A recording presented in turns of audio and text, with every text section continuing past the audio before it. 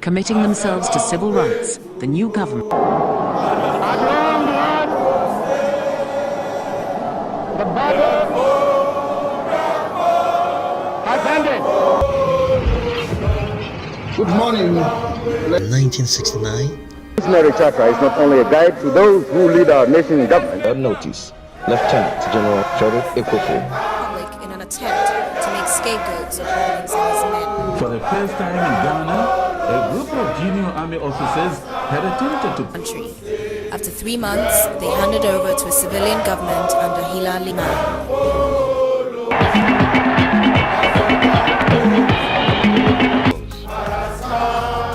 I will set the appropriate examples myself.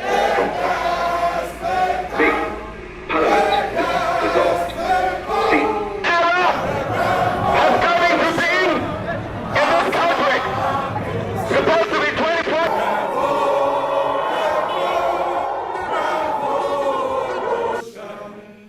Of the free maternity care for our women.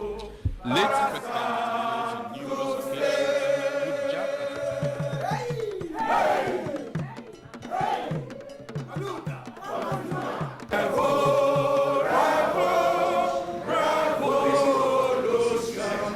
Morning. Yes. Well, welcome to United Cadres Front TV, the TV station of the only recognized umbrella body of cadres in Ghana. Today we are here as members and supporters of the National Democratic Congress, having been cadres since the formation of revolutionary mass movements in this country. And we are here as people who have seen the groundswell of revolution, the incarnation and the declaration of working for the interests of the people in this country. Today we have metamorphosed into a multi-party state, and so we have cadres partaking in the discourse of democracy. But they say democracy is a government by the people, for the people, working in the interests of the people. And here we are again as National Democratic Congress. We are people who subscribe to our roots principles. And that in multi-party contest is social democracy. And so today we are here to discuss what about social democracy that the National Democratic Congress government, which has struck 1 year of governance, what about social democracy that it has manifested, it has pursued, and is gunning for? Well, today to help us understand this and to give us the details of social democracy in practice is Dr. William Ahadzie of the Institute of Social Democracy, the party school of the NDC, Ghana Institute of Social Democracy. So welcome to United Cadres from Doc. Thank you very much for this opportunity. Yes, and let's get it to where it begins. Every party, before one goes even to compete for power, the party states its goals, intentions, philosophy, and the rest. And that is normally found in the party manifesto. Now, the party that is called National Democratic Congress came onto the campaign trail with a 2024 manifesto. So, can you please tell us what in the 2024 manifesto were social democratic principles that the party proposed to pursue when it comes to government? Thank you very much. First of all, let me also say that the social democratic principles of the NDC is also contained in its constitution, the party constitution, Article 5 of the party constitution. And it says in principle that NDC is a social democratic party that believes in the egalitarian treatment of virtually everybody, irrespective of your social, economic, educational, cultural background in a multi-party environment.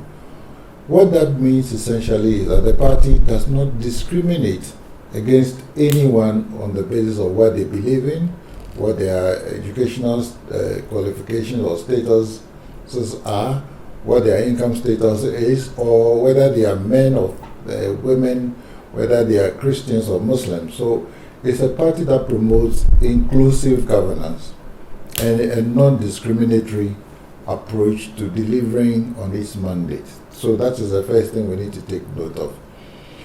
This particular constitutional provision drives all the things that the party is supposed to do.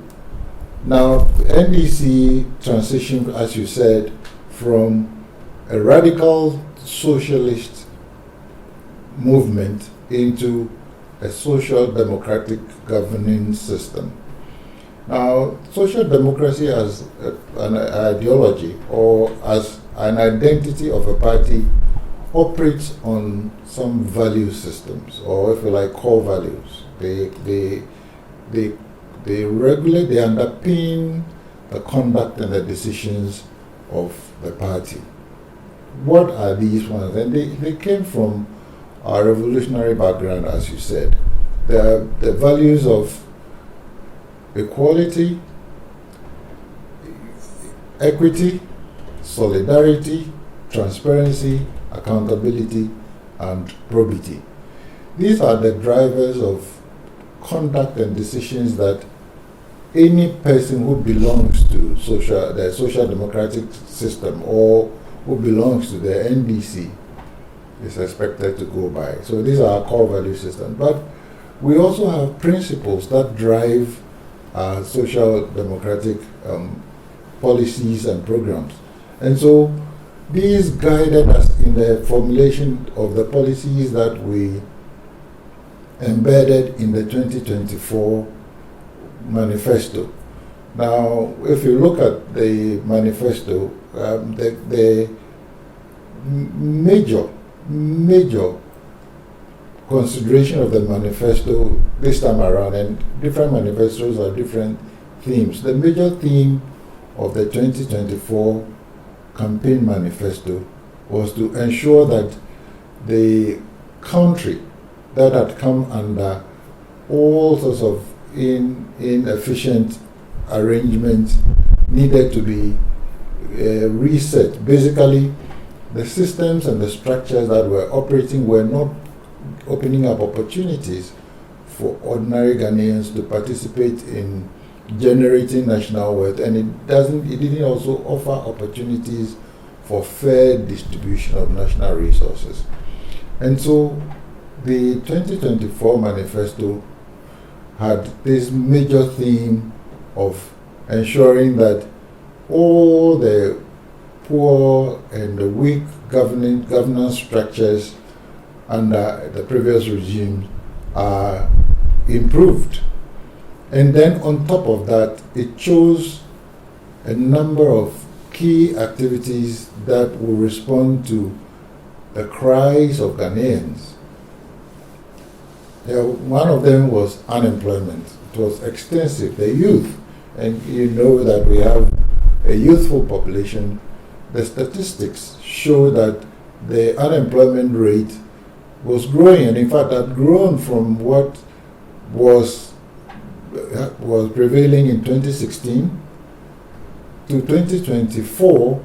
It had virtually doubled. The unemployment rate had doubled. So what it meant was that the system was not able to open up opportunities for increasing employment. So one of the core objectives of the 2024 manifesto of the NDC is to create avenues that will create jobs for the youth. And so we have the manifesto motto, if you like, as jobs, accountability, and prosperity. Jobs to respond to the need, the growing demand of our youthful population for employment. Accountability was to reflect the fact that public officials who are loaned political power for 4 years account for their stewardship. If you are given the opportunity to conduct public service, you have to ensure that you are accountable to the people who gave you the power.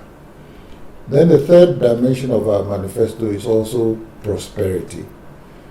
You need to create conditions, you need to introduce policies and programs that would enable people who are living in bad circumstances, people who are extremely impoverished by government policies, move out of poverty and indeed continue to increase their living conditions.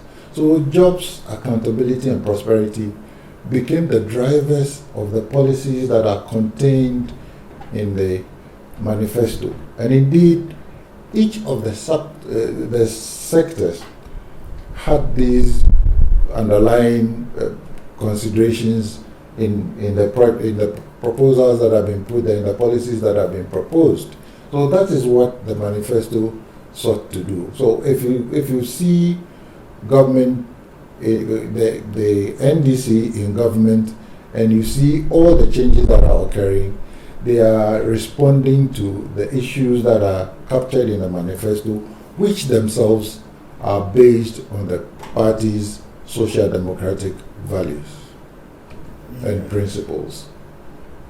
Yeah, thanks a lot. Now let's look at the overwhelming accolade that the NDC government has got because of its 1 year touted achievements. NDC people and even opponents, those who are avowed opponents of the National Democratic Congress, have commended the government and have agreed that a lot of achievements have been made. They have been removal of taxes, Momo tax, e-levy, and some other taxes. In addition to that, that will obviously go to cushion the effect of people want and expenditure. And then in addition to that, we have reduced so much the price of fuel, so that transportation has come down. Even though some miscreants are trying to go around it and take advantage of us. The ports, duties and charges have also been reviewed, and they are being taken good care of, that they are going to be eliminated. All these are things that are stipulated in the NDC manifesto, so that will you say targeting these add-ons to people's expenditure is a social democratic way of alleviating poverty? Absolutely. Indeed, as you mentioned, you've even run across the different categories of operators, or if you like, businesses and individuals in the country. When you mention the port, you are talking about business. And for those who were conducting their businesses, they've benefited from the social democratic policies that we've introduced. Of course, I mentioned also that our intention, or the drivers of our policies, are basically to ensure that there is a stable macroeconomy, one, for businesses to thrive. There should be reduction in prices that will come from introducing macroeconomic, if you like, policies that would lead to a lower cost of living for the benefit of business, but for the benefit of the ordinary person as well. So the applause was very much in place. Indeed, it was a response to the improvements that have been introduced by the NDC in its 1 year of being in office. And let me be personal in this particular respect. I've never seen that number of people in and around Makola at Christmas time in all these years that I've been in Accra. And I was born in Accra and I went to school around that area. I've never seen such a large crowd. That crowd represented an improvement and indeed a reduction of prices of goods and services, and a certain therapeutic environment that made people some people just went window shopping. but it is also, again, a reflection of our ideology of inclusive development, but also ensuring that ordinary people, livelihoods are improved for a party that does not discriminate against people on account of their income status. So NDC's policies over this last 1 year are reflective of who we are, what the identity of the party is, and what principles are driving our policy, what social democratic principles are driving our policies. And I can categorize all of them into these principles, maybe 6, 7, or 8 principles that guide the way we do things. So once we enter into that conversation, we can talk about that. But I can admit, and I will admit, and as you said, even our political opponents are beginning to see that our policies are improving living conditions, except those that have to make it look as though NDC hasn't been successful. Because otherwise, how else would they come to power if they don't thrive on propaganda and lies? And so, yes, there is a clear indication that the policies that are contained in the manifesto are yielding positive results on the economy, on livelihoods, on manufacturing, and on several sectors, education. We can go into sector performance as we have the conversation. Yes.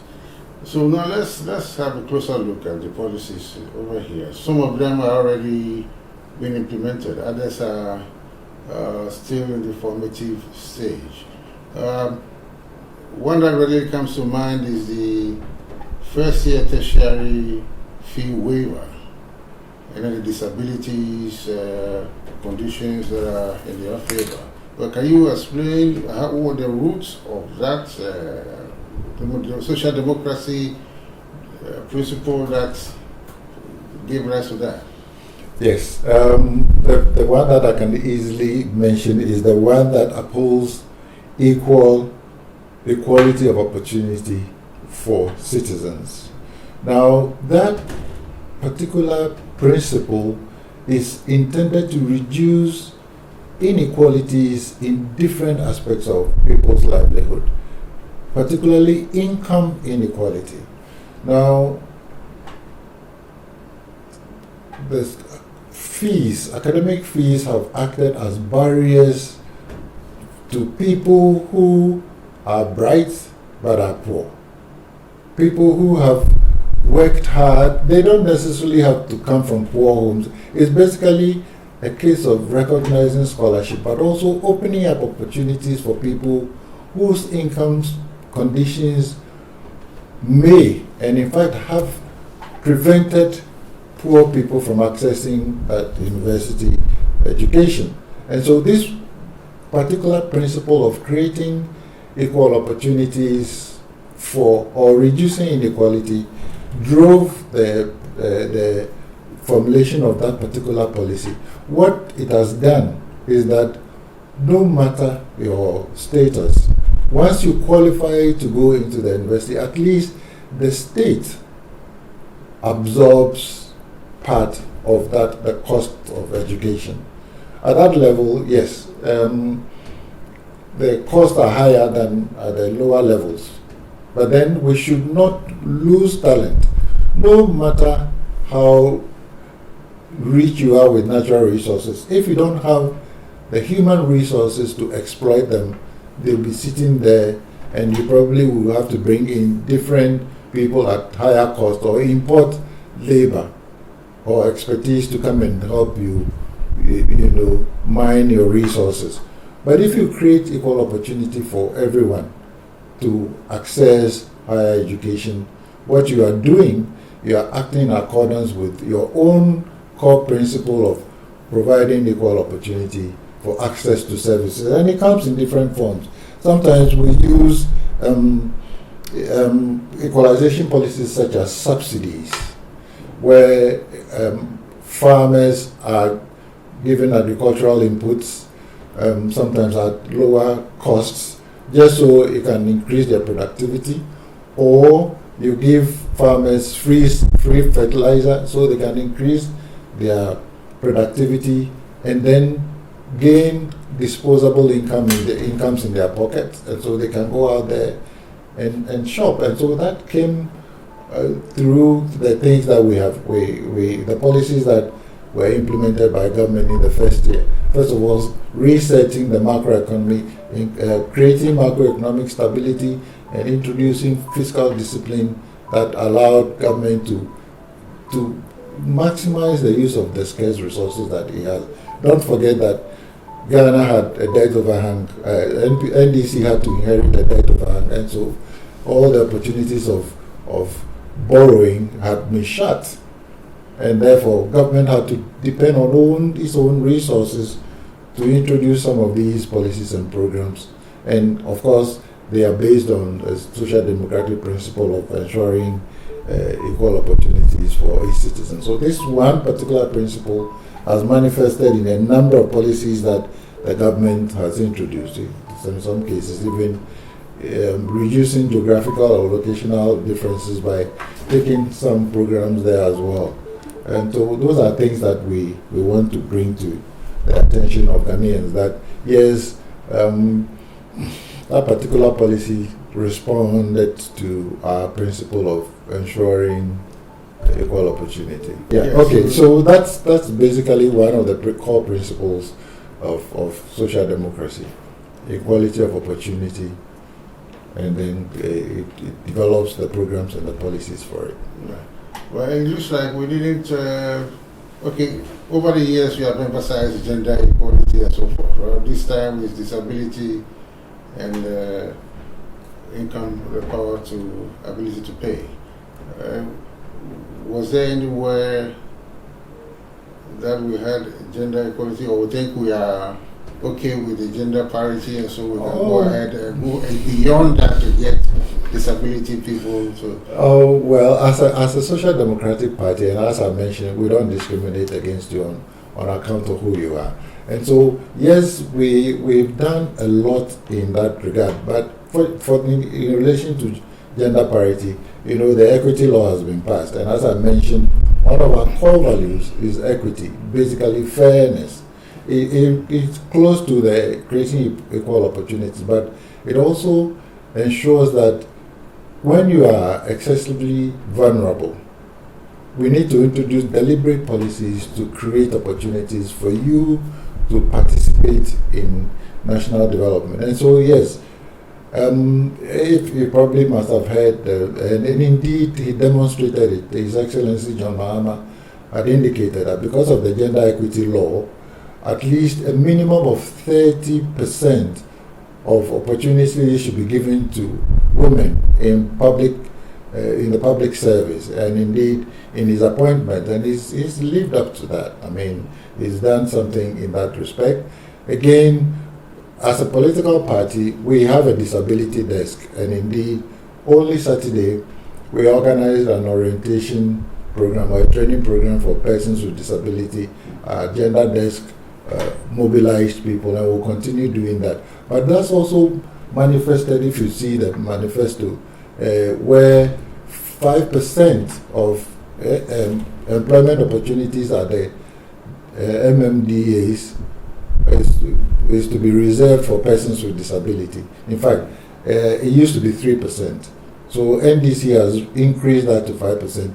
And it also involves resource allocation, increased resource allocation, to ensure that we respond to the needs of persons with disability as well. So yes, the party has done, and the government has done a lot, particular principle of creating equal opportunities for persons, and then ensuring that national resources are equitably distributed. Equity is a very interesting, in fact, it's one of the core principles of social democracy, because what it does is that it brings into the development environment persons, regions, institutions that are disadvantaged.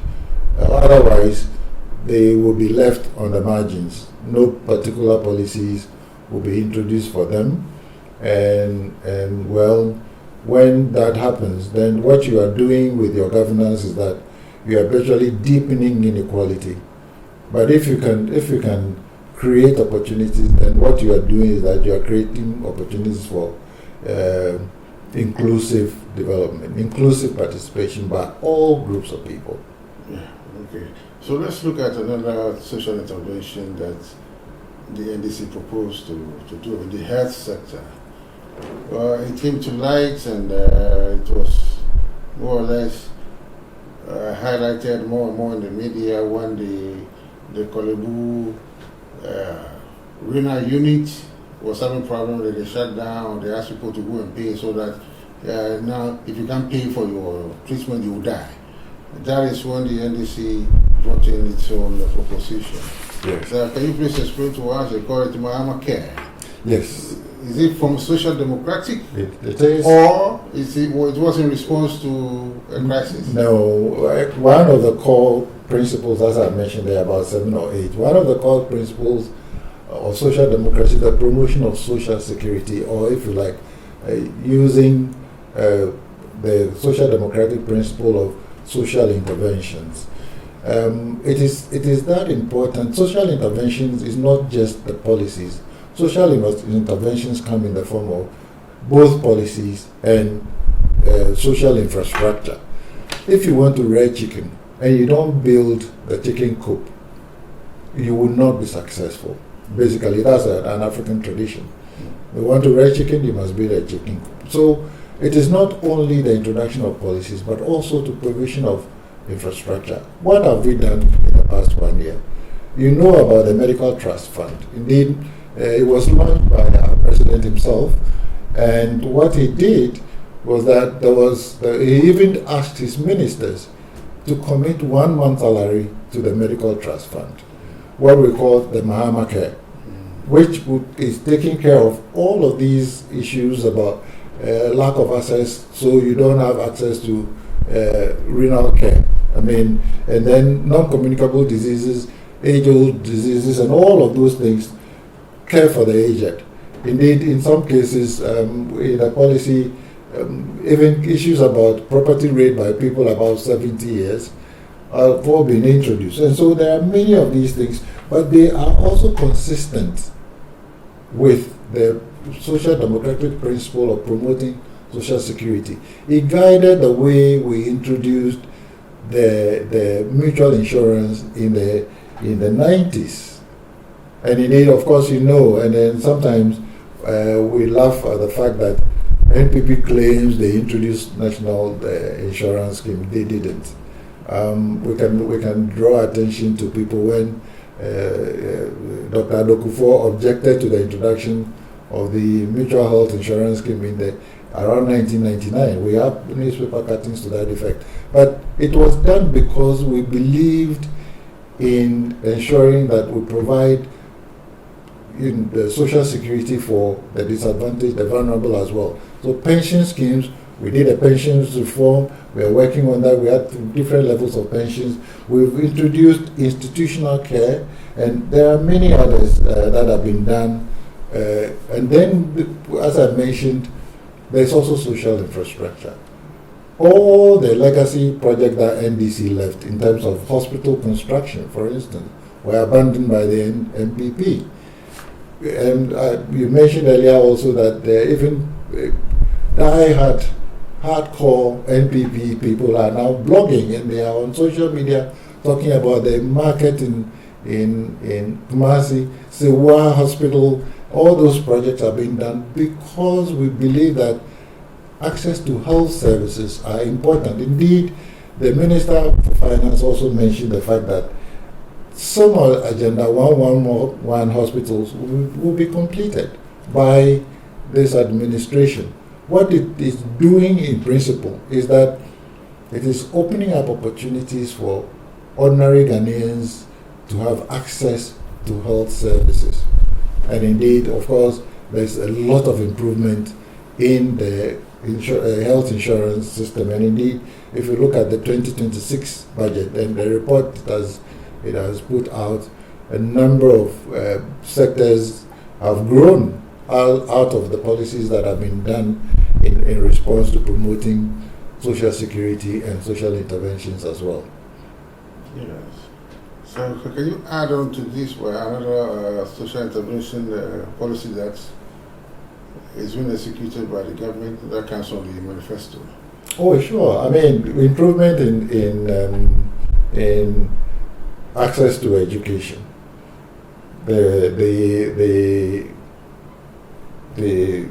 how do you call it?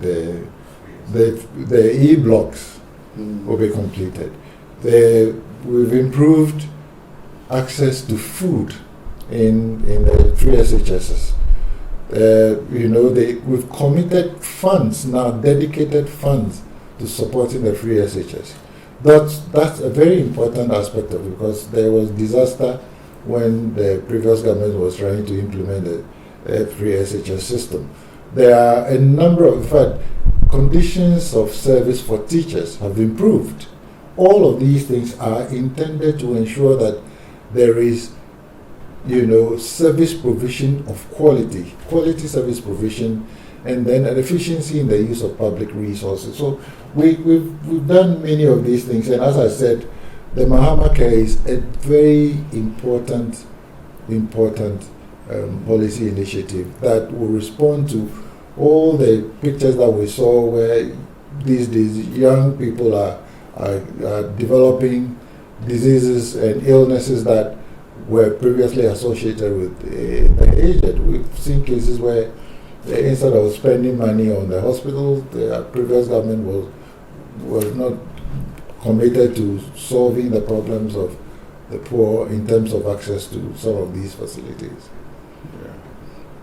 One is tempted to give a maybe more expanded look at the interventions. For instance, in the area of health, you have the unemployed nurses who are asking to be posted.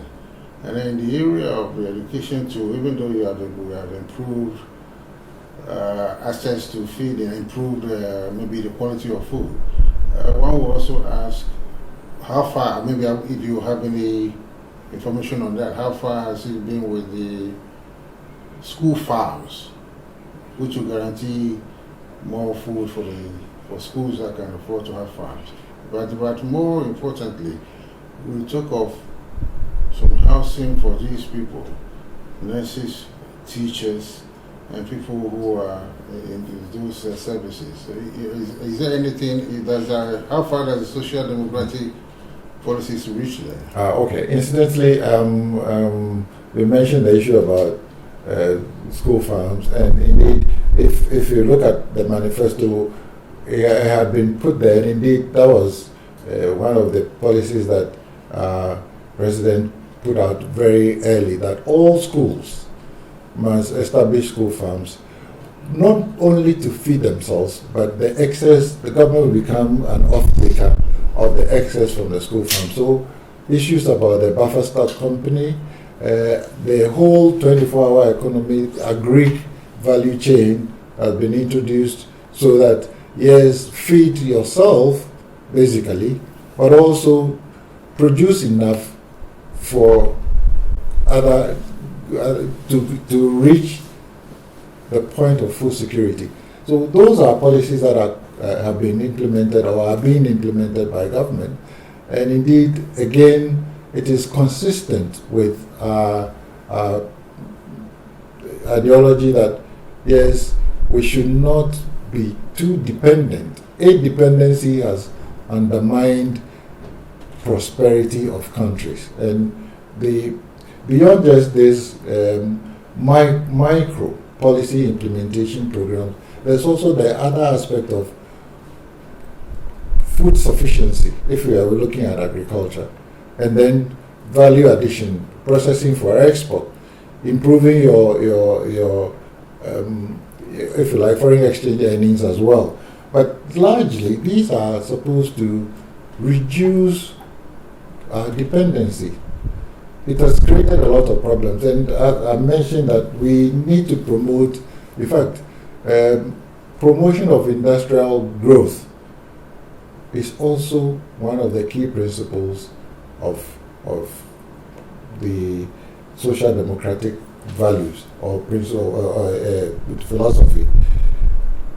We have sought to introduce technological innovation so that we can increase production and productivity. What typically that would do, and that indeed if we are not careful, is that it can create technology-induced redundancy, or if you like, technology-induced unemployment, because the more technology you deploy, the less human beings you hire. If you are a country with a growing unemployment rate, you must find alternative livelihood opportunities for people, and therefore your policies that will promote industrial growth will also create opportunities for people to be able to switch into other livelihood activities.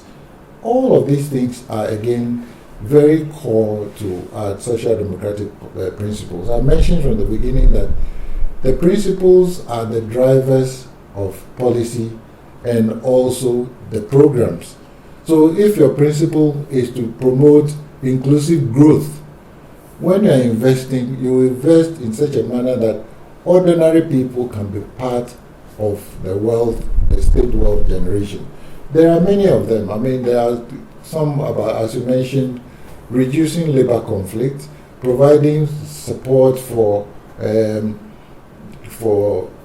accommodation for teachers, accommodation for nurses, and indeed we've even introduced export of labor or nurses to bring in additional foreign exchange. Otherwise, they were leaving. In fact, the Ministry of Education in the past signed contract where teachers were leaving Ghana to other parts of the world. Now it's been formalized. It's been formalized, then it reduces the stress of going out, but it also increases opportunity to earn money as well. Those are policies. Indeed, that's why we said that people were very happy that all of these policies have come together to reduce the stress of living, the higher cost of living. And it didn't come as a surprise to us at all when we saw people in the streets praising Mahama. Sometimes, basically now it's a daily thing that you see in social media. People go to the fuel station and then they block and they show evidence that, well, I just bought fuel. In the past, if I used 2,000 cedis in filling my tank, now I'm using 1,200 or 1,000 cedis. And this is a change. It's a marked change in what prevails. This is what we meant by resetting Ghana. But there's also the issue about accountability, and I'm sure when you raise that issue, we'll talk about it. That's about corruption and its effect on preventing or reducing investable income. When people are left to appropriate public resources for their private ends, they are denying citizens the opportunity to get facilities, and those are things that we have included in the manifesto as well. How do we ensure that public resources are not mismanaged? And the evidence of it is clear. No appointee under Mahama's regime, this current regime, has been accused of any of the things that we saw in the past. And you can't do it because of the ethical leadership approach, and I talked about probity. It's a core value of NDC. Probity is basically exercising your role, discharging your mandate in accordance with the principles, or if you like, the values of trust and integrity. You can't be put there and then you abuse the opportunity for your personal gains. And it's consistent with our core value of ensuring both transparency, but more importantly, integrity in the performance of your responsibilities. All of these things are becoming obvious. So there's a gradual mindset change in Ghana that you have to account for your stewardship under a social democratic government. But previously, you have 126 ministers and nobody is holding them to account. Now, and on the basis of accountability, all public appointees, all public servants are working according to key performance indicators and also are supposed to be working ethically. If you are found not to work within the principles of ethics and the management of public resources, you are out. And the President, His Excellency, has made that quite clear. In any case, since this is a traders the TV station, where did we get our core values from? They came from a revolutionary background. June 4th had core values of transparency, accountability, and probity. The revolution emphasized the same core values. So they have morphed into the principles of that we follow as a political party. What is a political party that is given political power by the people and then they abuse that power? How do you think you can survive? The evidence is quite clear. Maybe politicians, the political class must begin to understand that the true power holders are the citizens. And once you are given power to conduct public business, you are just a duty bearer. And so you must act in accordance with the expectations of the people.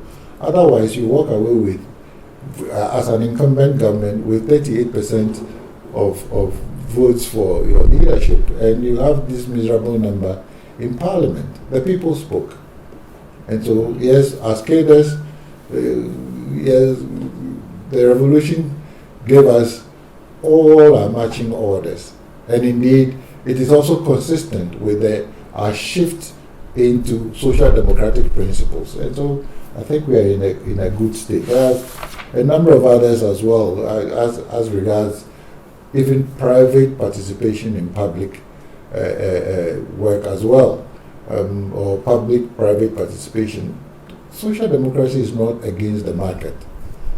Social democracy actually defines the standards and the rules which can ensure that the outcomes are socially desirable. Let me illustrate that. Before you go there, let me ask you. Sure. You see this idea of, not the idea, this recurrence of the problem of corruption, sometimes at woeful levels. I keep asking why we should be experiencing this problem of corruption, because this thing has been tackled with some measures, with a great deal of success.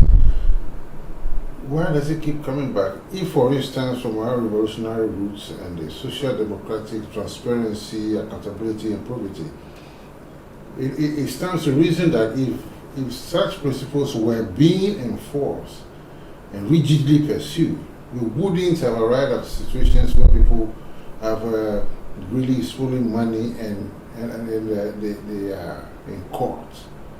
Because some people did that, and a previous NDC government is supposed to deal with it, and yet they didn't. And so some more people get the impression that you can do it and do it and get away with it. And that sounds the reason that our way of pursuing and enforcing the probity, transparency, accountability is not up to scratch, because it's not solving the problems it's meant to solve.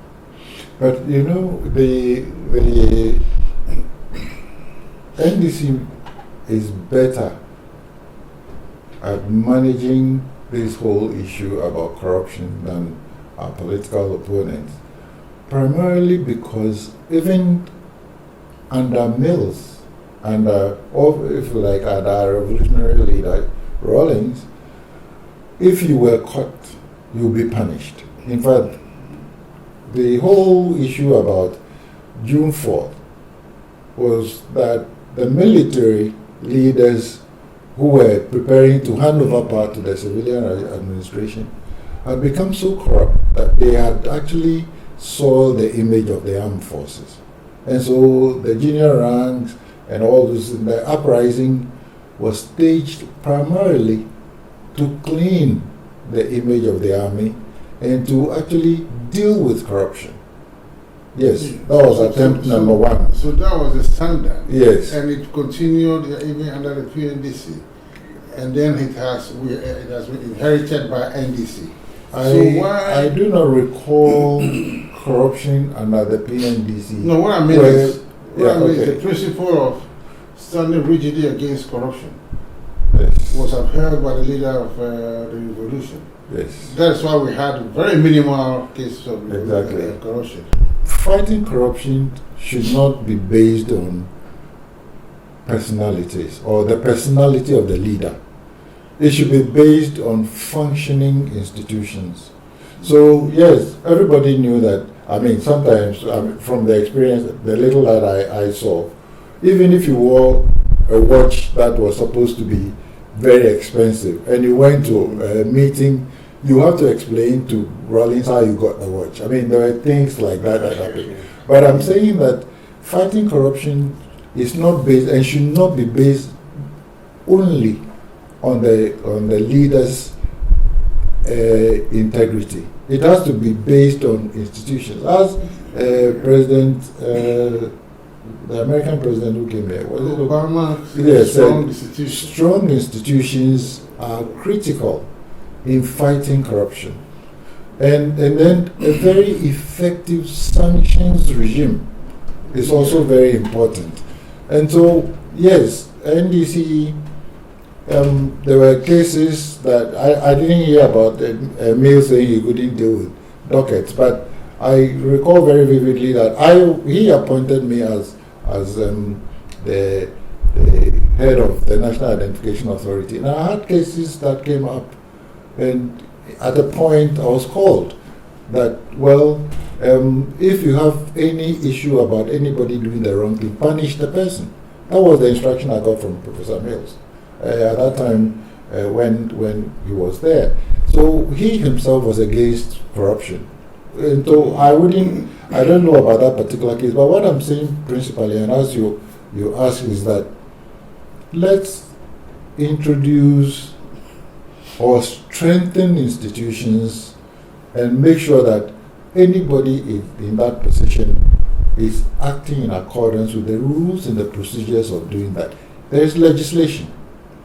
There are attempts at, the institutions have been set up. The Office of the Special Prosecutor, indeed the debate was in other parts of the world, they had the ombudsman, and I recall that we had that conversation in the early 2000s, and then when Akufo-Addo came, we established the Office of the OSP.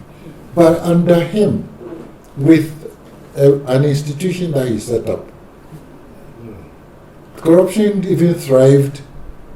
Yes, and so it's a combination of the leader's own personality and faith and belief, and how he's living according to the core values of the identity, of the ideology. Akufo-Addo, in fact, what did Kufuor say about what the NPP's ideology is? It is a property-owning democracy. It is a property-owning democracy. And it manifested in the way his appointees conducted themselves. So once their ideology promotes this kind of corrupt behavior, their leader will become the mother serpent of corruption. Yeah. Because they didn't institute or install systems that can hold back that level of corruption. Under a social democratic precedent, ethical leadership, a sanctions regime, when the recent by-election issues came up and the candidate went up and said, well, what's wrong with giving people TVs as an inducement? What happened? He took a very decisive action by recalling him from his ambassadorial position. So, yes, when there are rules, if you violate them, it should be dealt with. Yes, and honestly, we are seeing the prosecution of people who have messed with the state coffers. And some people are being investigated, others are being called, and on and on. But it looks like maybe we have to emphasize more and more our determination and the zeal and vigor with which we pursue corruption cases of people stealing. Because as it keeps occurring, it looks like there isn't that the deterrent is not strong enough. But you see, if it were a revolutionary time, you would say, okay, maybe as was done in the early days of the revolution, we set up public tribunals very quickly, and or if like National NIC Investigation Committee, quickly you can resolve the issues. But we operate, social democracy operates in a democratic environment. So this one, you gain power through the ballot and not the bullet. And so there are opportunities that have been provided by the law for people to appear before a competent court of jurisdiction to defend themselves. You have to assume they are innocent until proven guilty. That process is part of the exercise of democratic practice, and therefore you can't ignore that. But also we need to acknowledge, admit, and Professor Atuguba had written a paper on that sometimes even the judgments are politically tainted. And so why should I punish somebody who belongs to a government that perhaps I'm even quietly in support of? So the legal system itself sometimes encourages or frees corrupt people. A sitting president will say, "Oh, I'm sure by the time they are done with the investigations, you are innocent." That's not the way to go. So corruption is one of the. That's why we have that as live by the rules of accountability. It's both a legal expectations on you, but it's also an ethical one.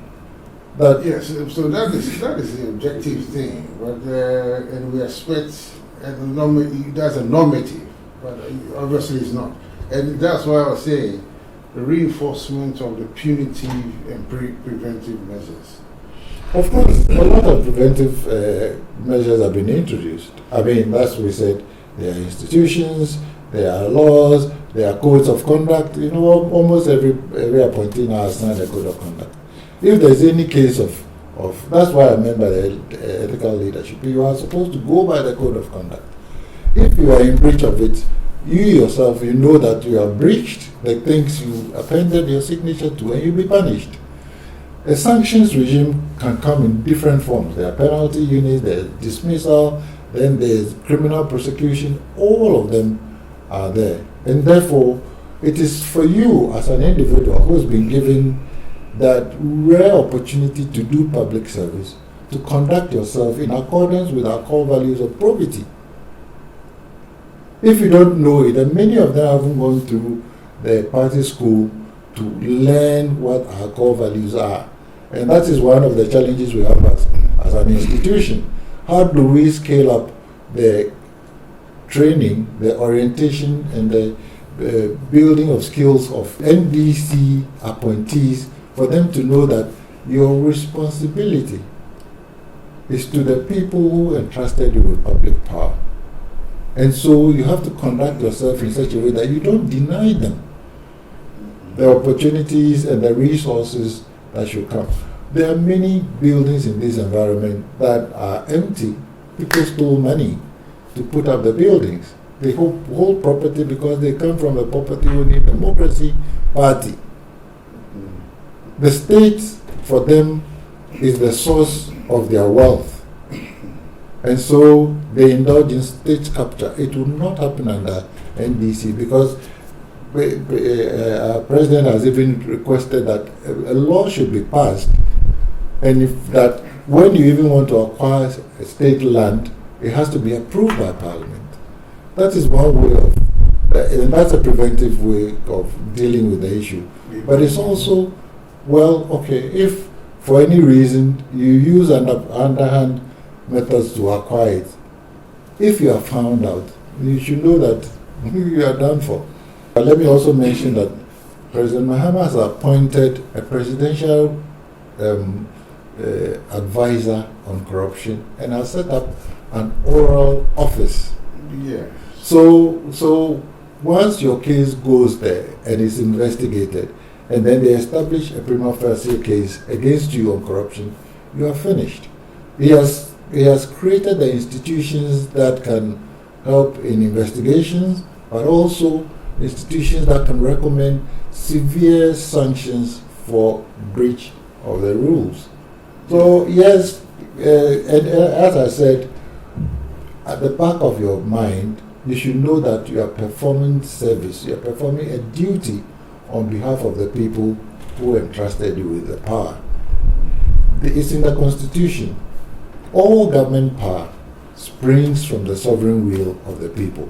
If you don't understand that, you will think that you are doing the people a favor. No, you are just their servant. That's why they call you a public servant. You are serving the public. And so all of these things have guided the way, the programs that, so if you look at the governance section of the manifesto, all of these things have been indicated, and they were approved by our president before we launched them. I mean, he made a lot of contributions because of his experience as the former president. He gave us a good direction as to what to do in integrating those principles in the manifesto. So, in fact, indeed, the manifesto is his baby, essentially. You know, all the things that have gone in derive from basically his experience as a former president. And so, you better not take appointments. Don't go and lobby for appointment from the presidency if you know you cannot live by the codes of conduct that have been introduced. Otherwise, you take it, you breach it, you are out, and you'll be punished. Yes. So let's give ourselves a year or two, and then we can then assess or evaluate the impact of ORA and the other supporting rules. Yeah, sure. Then we come back and then we go do another an assessment presentation of it and see what happens. Yes, that's true. But I was just also going to say that I was talking about the fact that the people think that government has no business doing business. That is wrong. Social democracy allows for private enterprise. It allows for private ownership. It allows for the market to be the allocator of resources. But the state introduces controls to avoid all of these entities from exploiting ordinary people. So it introduces rules and programs and policies to ensure that the profit motive of private enterprise does not deny ordinary people good service, cheap products, and other benefits of private enterprise. When they become a monopoly, if you leave private enterprises to become a monopoly, then they dictate the price. We are seeing it in what the truck drivers are doing. The macroeconomy has improved. The cost of fuel has come down, but they still maintain a certain. They are very quick to increase prices when the cost of fuel goes up. It is basically an association of between positive association between the price of fuel and then the fees they charge. But how would a social democratic government solve a problem like that? Alternatives are there. Mass transport or mass transit vehicles. And so, yes, the metro mass transit system now is improving. More buses are coming in, and once they are on the road, if you keep charging your rate, and then there's an alternative for people to use, then you can't continue that way. So a social democratic party that is interested in ensuring improved livelihoods for people would introduce mass transit systems, trains and buses, but it also gets involved in the provision of infrastructure. The big push is also consistent with our belief that yes, government has to facilitate the work of business. So it will build roads, it will improve water systems, it will build hospitals, it will provide those types of social infrastructure that if you live in the hands of the private sector, and they can also do it, when you leave private sector alone to provide road infrastructure, they will toll it at a rate where all they are interested in is to take their profit and go. Whether your people can pay it or not, it's not their problem. But once you leave that in their hands, they would exploit the ordinary people. So, under social democracy, the state goes into a partnership with the private sector. That's why we have the public-private partnership arrangement. Government will build the roads, yes. Government will provide water, yes. Government will build medical infrastructure, yes. It will build schools, yes. But the private sector can also do it. So if you go on school campuses these days, you see private sector investing in building hostels. But government has to regulate, because government's equity in that infrastructure may be the land it provides. You have to regulate the fees that are charged. Otherwise, then it comes back to the private, the profit motive. They want to make their money, and so they don't care how much they charge. But then they also would like to depress the cost of production. Cheaper electricity they want, lower wages they pay to their workers, and all the things that will reduce their cost, which will be carried by government, and yet they would jack up their profit margins. So those are things that social democracy promotes, and that's why it's a better alternative to alternative governance system to the liberal system which says that open your market, laissez-faire market, and let everybody bring in everything. They'll bring the things in, but it damages your own local production. You are creating jobs outside. So those are things that social democracy has in its favor, and that is what has gone into our manifesto. And indeed, if you read the budget, the 2026 budget, you will see that manifesting in a lot of the policies and the expenditure outlays that have been made in the 2026 budget.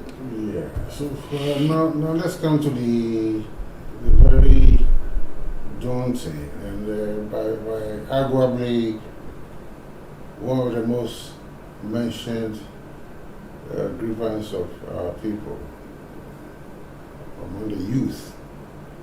What they say is jobs and job opportunities and job opportunities.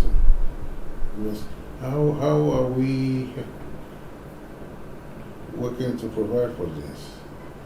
Because you have also the rural-urban divide.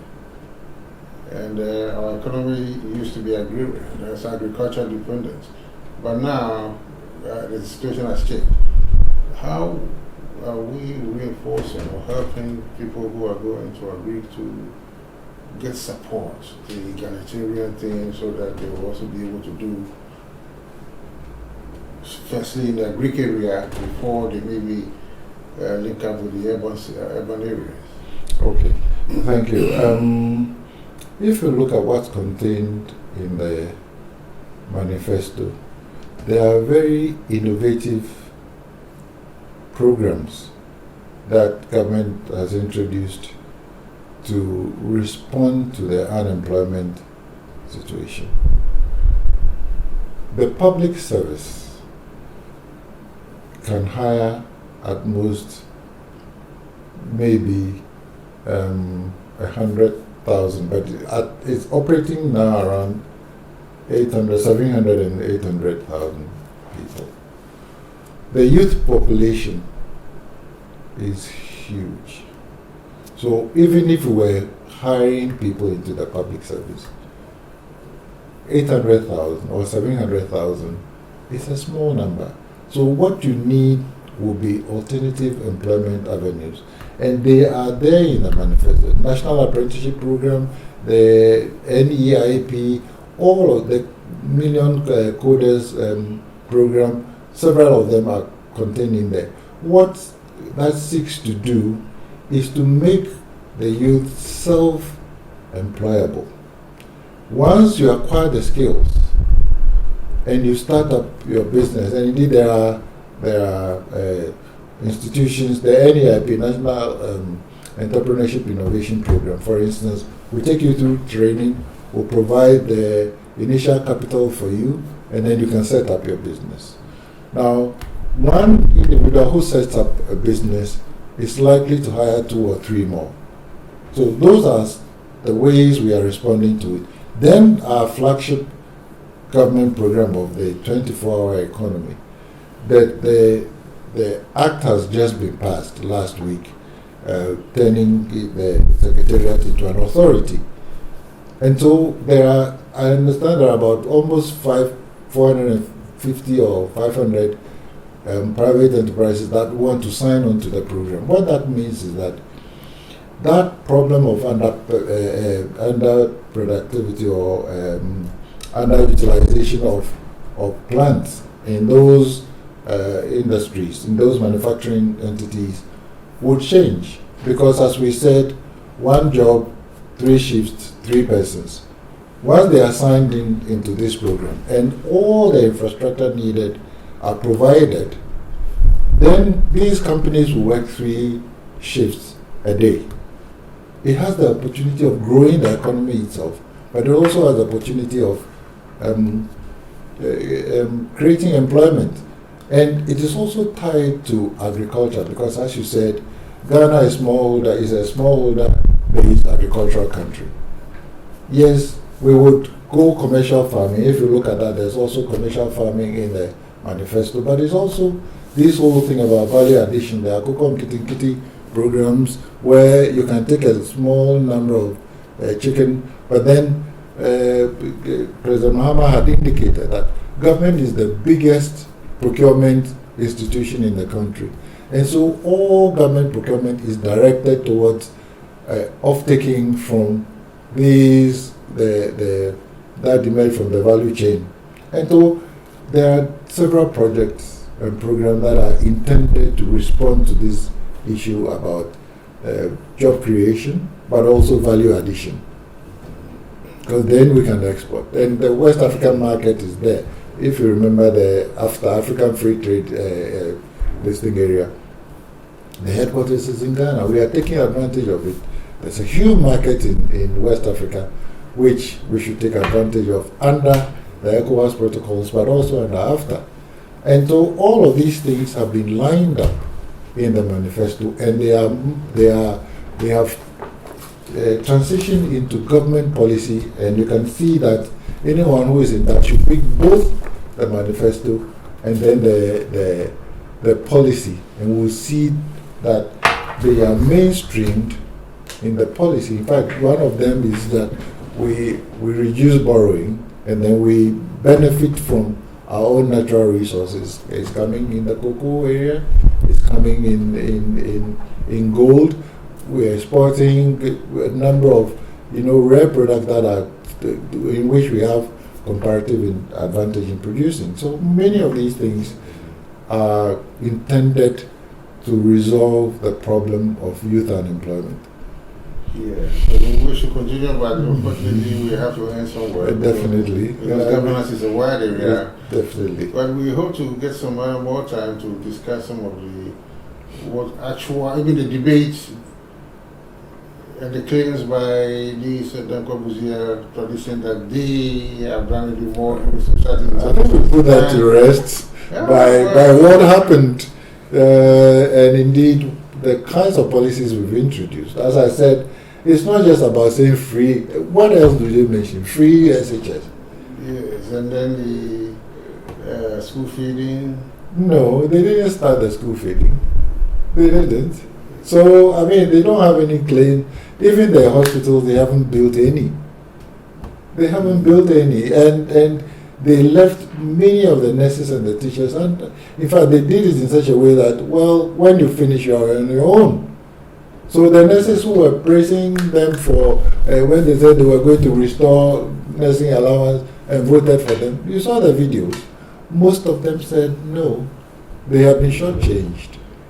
That's You know, if you don't build the hospitals, and the whole intention, the original intention for withdrawing the allowance was to expand access to more nurses, so that they would then be hired by the new hospitals we were building. But they came and changed it, and they left the problem with that. Of course, as our president always says, he would take absolute responsibility, and he did.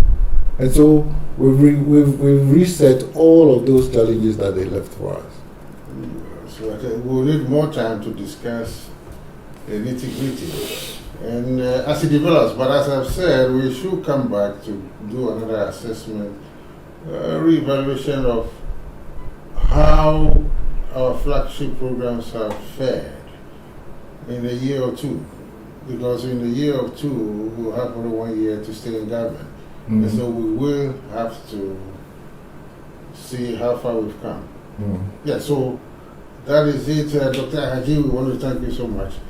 And you've got some closing remarks? No, well, I just want to say that we are on track, and we will still continue the reset agenda under His Excellency John Mahama, and we'll make sure that all our policies and programs respond to our core principles as a social democratic party, the better alternative. Yeah. The other alternative is scary. Yeah. Thank you very much. And thank you for working for Ghana. We shall be back sometime in the future, and we shall reevaluate how much of social democratic principles have been actualized into our governance systems, and how much the benefit has impacted on our brothers and sisters who are looking up to us. But it still stands that there must be some mechanism to make sure or even impose on all office aspirants of NDC, anybody related to NDC or even cadres, that you must have the principles and a detailed importance of the social democratic ideology on your fingertips, so that when you move, you know what you are moving into, and when you are in office, you know what you are expected to do. This is something that is still lacking, obviously glaringly lacking, and we hope in about 2 years we would have come to some definitive policy by government or by the party that everything must stand on somebody who is well versed in social democratic principles if he wants to be anywhere near an office holder in the National Democratic Congress. So thank you so much, and we are grateful for your time, and thank you for working for Ghana. We shall soon be back. Thank you also for this opportunity. I will be there, God willing, when you come back. Yes, thanks and goodbye. Well, thanks. Good morning. 1969. This charter is not only a guide to those who lead our nation in government. Notice, Lieutenant General Sheriff Ikufu. Public in an attempt to make scapegoats of Rawlings and his men. For the first time in Ghana, a group of junior army officers had attempted to Country. After 3 months, they handed over to a civilian government under Hilal Liman.